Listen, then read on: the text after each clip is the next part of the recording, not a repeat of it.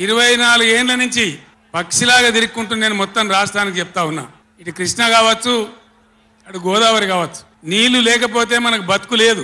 ఆ ఉన్న నీళ్లు కూడా సరిగా లేకపోతే బతుకులు వంగిపోయినాయి. ఇదే నల్గొండలో 150,000 మంది మునుగోడు, దేవరకొండ, ఇతర ప్రాంతాల బిడ్డలై ఫ్లోరైడ్తో నడుములు వంగిపోయినాయి. చివరికి ఈ జిల్లాలో ఉద్యమకారులందరూ కలిసి ఆ ఫ్లోరైడ్ ఎఫెక్ట్ అనే బిడ్డలను తీసుకుపోయి ప్రధానమంత్రి టేబుల్ మీద పండబెట్టి, అయ్యా మా బతికిదంటే కూడా ఎవడు పట్టించుకునే వాళ్ళు లేడు.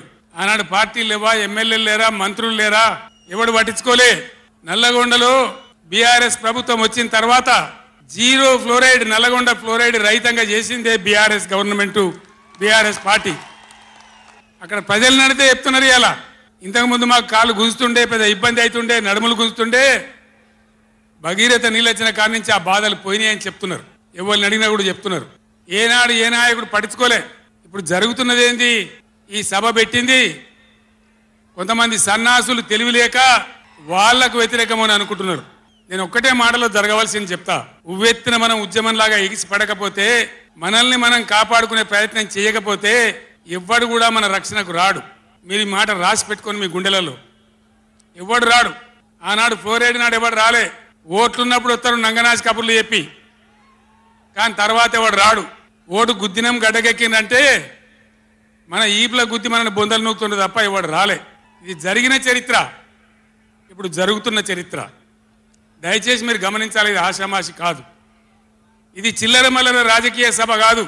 రాష్ట్ర ప్రభుత్వానికి కాదు, రాష్ట్ర నాయకులకు కాదు. ఇలా నీళ్లు వంచడానికి సిద్ధంగా ఉన్నటువంటి బ్రిజేష్ కుమార్ ట్రిబ్యునల్కు కానీ, కేంద్ర ప్రభుత్వానికి కానీ, కేంద్ర నీటిపారుదల మంత్రికి కానీ, మన నీళ్లు దొబ్బిపోదామనుకునే స్వార్థ శక్తులకు కానీ ఒక హెచ్చరిక. ఈ నల్లగొండ చలో నల్గొండ సభ ఇది ఏ ఒక్కరికో, ఒక వ్యక్తికో, కొద్ది మంది గురించో, పిటికడి మంది గురించో సభ కాదు. ఖమ్మం, నల్గొండ, మహబూబ్ నగర్, రంగారెడ్డి, హైదరాబాద్ ఈ 5 జిల్లాల ప్రజల యొక్క జీవన్మరణ సమస్య జరుగుతున్న చూసిన తర్వాత చాలా బాధపడ్డాం. మీ అందరి ఆశీస్సులతోని ఉద్యమాన్ని విజయం చేసినాం, రాష్ట్రం తెచ్చుకున్నాం. మీ అందరి దీవెనతోని 10 సంవత్సరాలు ఈ గడ్డను నేను పరిపాలన చేసిన. నేనేం తక్కువ చేయలే. ఎక్కడో పోయిన కరెంటుని తెచ్చి నిమిషం పాటు కూడా కరెంటు పోకుండా మీ అందరి కరెంట్ సప్లై చేయించినాం. ప్రతి ఇంట్లో నల్లా పెట్టి మంచినీళ్ళు తీసుకొచ్చుకున్నాం. ఒకనాడు ఆముదాలు మాత్రమే పండిన నల్లగొండలో, బత్తాయి తోటలతో బతికిన నల్లగొండలో లక్షల టన్నుల వడ్లు వండించేటువంటి పరిస్థితులు తెచ్చుకున్నాం.